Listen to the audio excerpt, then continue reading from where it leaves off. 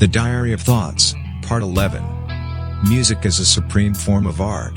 Written by c.Pacheco. Since I was very young and already a teenager, music became a big part of my life, my existence as a simple human being. There is a relation between music and existence, and that relation originates a common identity called passion for music. Music became a relation between me and other people around, as we can consider that music reveals the sonority of the soul of the human being. With music I gained the need to share those sounds, and by sharing that feeling, I didn't feel alone. I felt as if somebody around me could understand my sensitivity and state of mind. Music is a form of art that implies a certain repetition. Everybody can capture the notes of a musician, as they will be able to repeat them on the spot. Other forms of art are more vague and difficult to understand and integrate. Music is the form of art that reunites millions of people around the same state of mind, as music reflects the different spiritual levels of human beings. We can join people around the same ideal or message brought by various genres of music. From classical to traditional, from popular to jazz, from rock to heavy metal, from folk and blues to several forms of ethnic musical expressions and genres, they merely reflect the human soul. Music is captured by sound frequencies, and the human brain interprets those same vibrations of the human soul, their different expressions of peace or aggression, good or bad, as stimulations for our souls. Through music we can read the state of mind of someone and at the same time be directly connected to that same spiritual dimension. We can become sad or happy, even euphoric or too serious, as we capture all those sounds. Sounds are a constant in nature. A sound can be heard in silence, as our imagination and spirit creates its sounds. If some of us reach a spiritual state of inner self-concentration or introspection, we still listen to the sound of our existence as our respiration and the beating of our hearts. Sound also implies rhythm and cadence as everything around us. I still remember what it represented to me when my father brought me my first turntable in plastic, where I listened to my first vinyl records. The first vinyl I bought were 245s from the Rolling Stones' Satisfaction. Also, Manfred Mann's 54321. What a memory. Those two records were purchased by the one that would become later on my beloved wife. The first LP that I bought was the Beatles' mono album, Beatles for Sale, as at that time they represented to me everything that could be expressed in musical terms. We all have and make our idols when they match our specific musical state of mind. Along the years, I was introduced to several styles of music. I became more integrated into other cultures and related messages, different states of mind. I assisted to the inauguration of the first FM radio broadcasting in Portugal. What an event, what a quality of sound through those sound waves. As music itself, radio implicated waves and frequencies that our spirits could capture, different states of mind that are on the air. It was beautiful and rich to listen to that, and mostly it was a vehicle of education and evolution of the human spirit. From popular music, I started to listen to blues and jazz, mostly from people who at the time practiced the fusion between rock and jazz. They were and still are the virtuosos of jazz rock that will stay in the history of music, as Beethoven, Mozart, Strauss, and lots of famous maestros, musicians, composers, and conductors. I always appreciated some pieces of classical music, but in personal terms, I preferred the freedom of expressions implied from that other form of music called jazz. That freedom of mind originated sounds that were not linear, which for me is fundamental. I believe that there is a moment of creation in every single musical structure, but I also think that a true artist can't be conditioned to that first moment of creativity, as this last one never begins and never ends.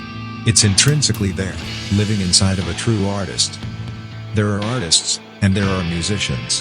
A musician is someone that is playing music as a profession, like a lawyer that is not concerned with defending the law but instead, to win the most money they can on his client's shoulders, or a surgeon that is not practicing to save lives but only to win a lot of money with his diploma.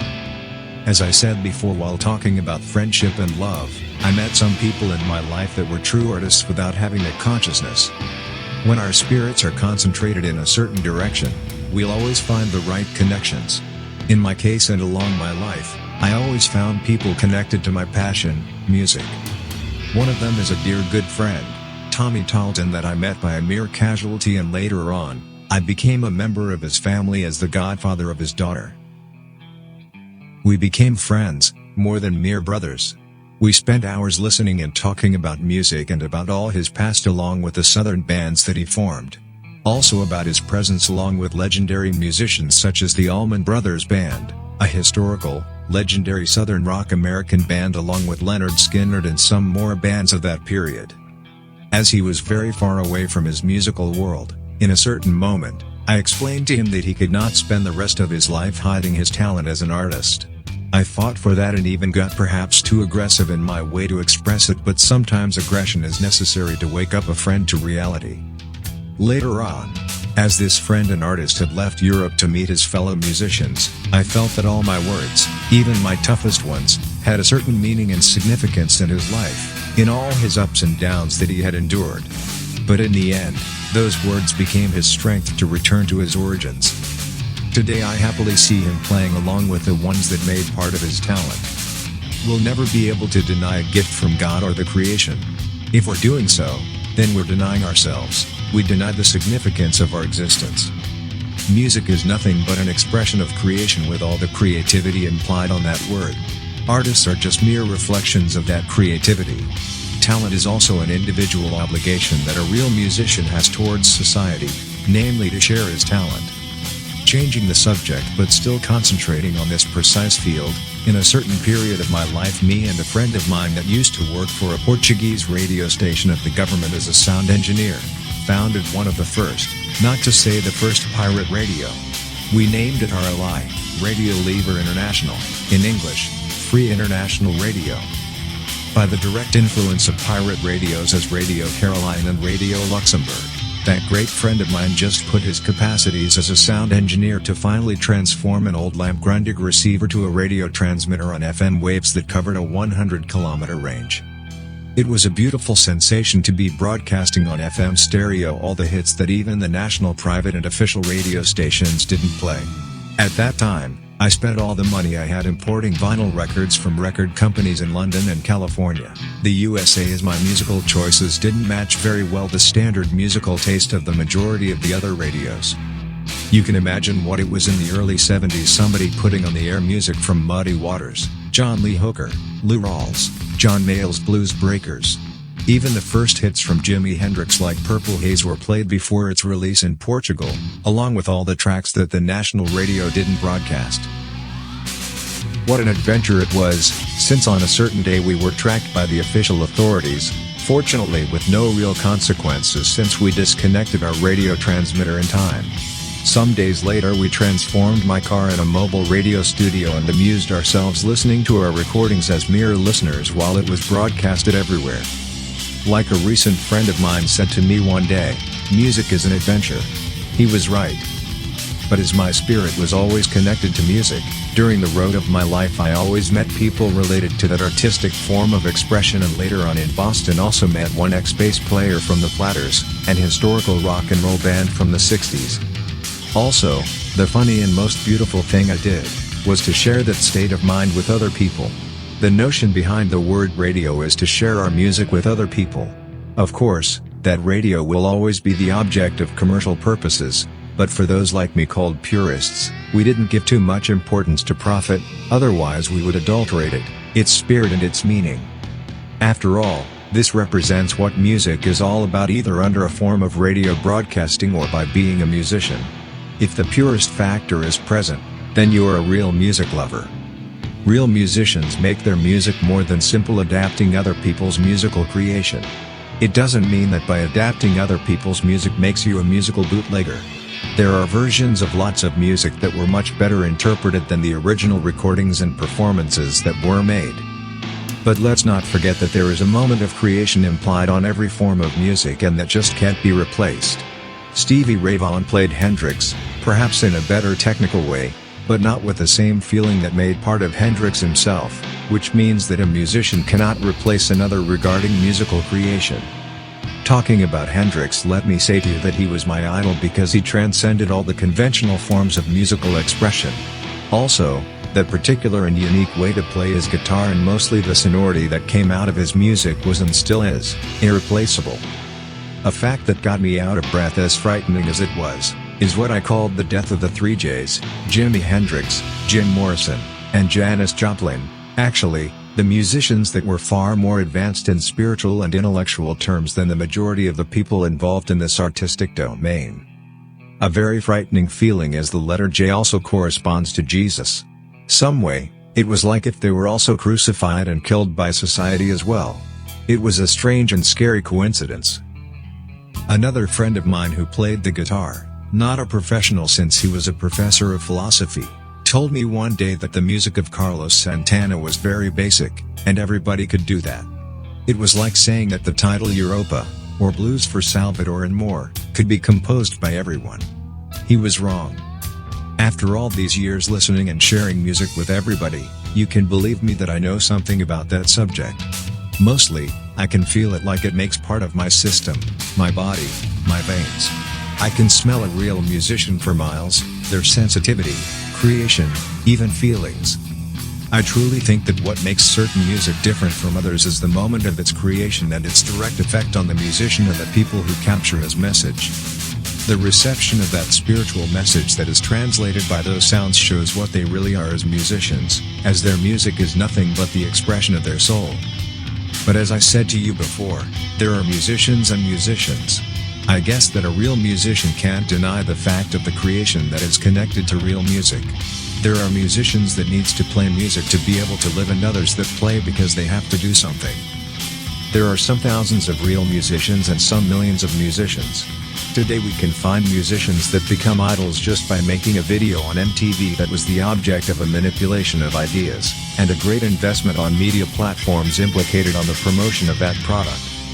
There are more and more manufactured musicians, and the significance and meaning of music is left beside on behalf of image and sound brainwashing coming from the artificial manipulation of these last ones.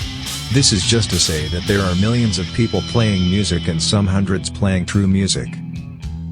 That's the reason why we can find only one Miles Davis, one Jimi Hendrix, one John Lee Hooker, and so on. You have to notice also that the chronology that I just presented in those three examples represents the return to the roots, from the extreme sophistication music implies to its simplest form.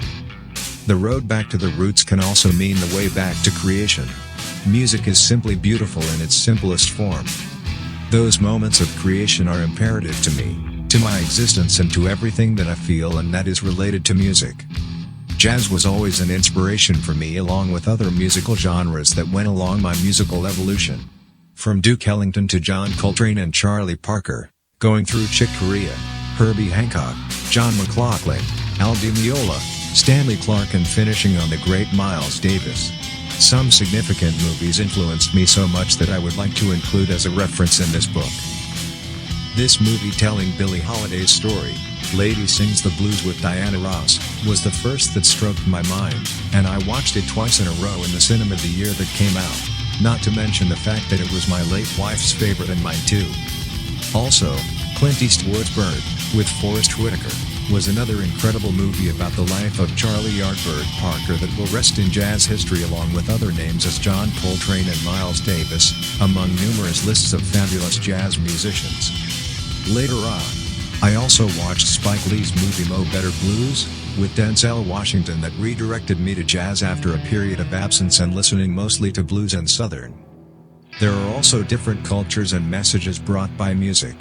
One example of the different ways to use traditional roots of music and create another form or manifestation of art is called rap, that came out of the R&B source and ultimately from the blues as mother of all those musical forms of expression. In fact, that genre of music created a new culture that adopted the old structure of the blues based on messages about suffering and pain, in this case, related to social contexts that are very similar to the times of slavery of the black African people. Those contexts still exist and are practiced in several different forms. Some time ago I wrote something that could be adapted to that kind of musical genre. I consider as good rap every title that doesn't contain messages of free and stupid aggression but still expressing a valid textual and musical content. Miles Davis, along with Prince, are perfect examples of that. Music is an eternal source of creation and manifestation of the human spirit. That's why it's very difficult to accept some wasted talents lost in society who are living along with those millions of musicians that pretend to play, but actually without playing a single note except a monotonous repetition of sounds. Another friend of mine hates fame, forgetting that fame can occur as a mere result of our capacity, our creation. It's not a kind of reward but simply the right and natural compensation about our talent. Never forget that some people who reach the greatest fortunes in the world didn't even know how they got them in the first place. Of course, fame brings us celebrity, and some real musicians don't like that, but celebrity is the price that we have to pay to share our talent with other people. If we consider ourselves as real musicians, but we are not able to share our gift with others, then we are betraying ourselves, what we are, what we feel and need to express to other people. We are betraying the final purpose of that gift. Finally, our message is not there. In some specific situations, this means that we have a gift that we don't deserve because we're so individualist that we'll end up on a dead-end street of individual creation. There is an incredible movie, The Fabulous Baker Boys, about the subject named talent that you must watch. It talks about a musical context of individual frustration that matches what I just told you. Everything is implied in creation, and those who are gifted must know that there is a purpose for that is for every single event that occurs around us. That invisible balance is an expression of creation, in this case, musical creation. This simply means that music can also become divine. Because of its mathematical correlation with everything, life has its architecture along with all that she created and will create. The architecture of music can be compared to the architecture of our spirits. That's why there are musicians, and there are musicians. In a certain way, that architecture is related to individual intelligence along with sensitivity, feelings and emotions that makes part of this whole spiritual constellation. Through this particular architecture, we can distinguish the soul of its different interpreters, their deepest feelings, at the limit, their sensitivity. We can interpret their message of beauty or aggression, their frustrations or happiness, even their contradictions. Life is nothing but a continuity of events and feelings. There will always be a moment of creation in spite of other people, other musicians that will imitate, continue and even improve that first moment, that source of inspiration. That initial moment of creation will never be replaced by any single event or initiative to change it, though. It can only be perpetuated in different ways. That's what translates the origin of everything. Maybe the universe itself works on that basis. After all, music is nothing but a manifestation of certain moments of creation herself being eternal and everlasting. The musical events that will follow this beginning will simply manifest a continuity of that first moment called creation. Music is about life and feelings, as everything is expressed by sounds and frequencies that are captured by human beings. They will interpret them according to their individual spiritual structure and react accordingly with that identification of sounds and frequencies. After all, these last ones are related to energy and creation herself, as she is nothing but energy and logic.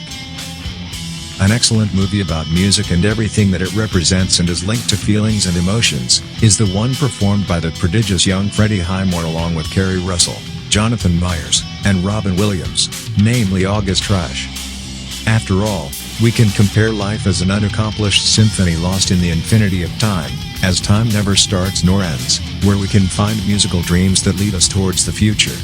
That's also one of the reasons why we should never stop dreaming and keep evolving along with that magic called music.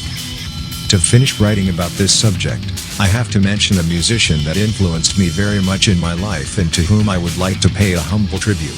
In fact, he was not only the one that brought me an incredible knowledge about musical sensitivity, but along with time, he also taught me how to understand life in a different way, in a spiritual way. You can call him my spiritual mentor, not only by the fact that he is a Latin guy like me, but mostly about the messages that he expresses through the sound of his music and mostly his soul. Guitarist, composer, and musical arranger, along with the fact of being also a painter, he also contributes to the well-being of society, namely in what concerns children's lives. The Milagro Foundation is a perfect example of the reality of this beautiful soul. May God bless you, Carlos Santana. The Diary of Thoughts, end of part 11. Written by Carlos Pacheco.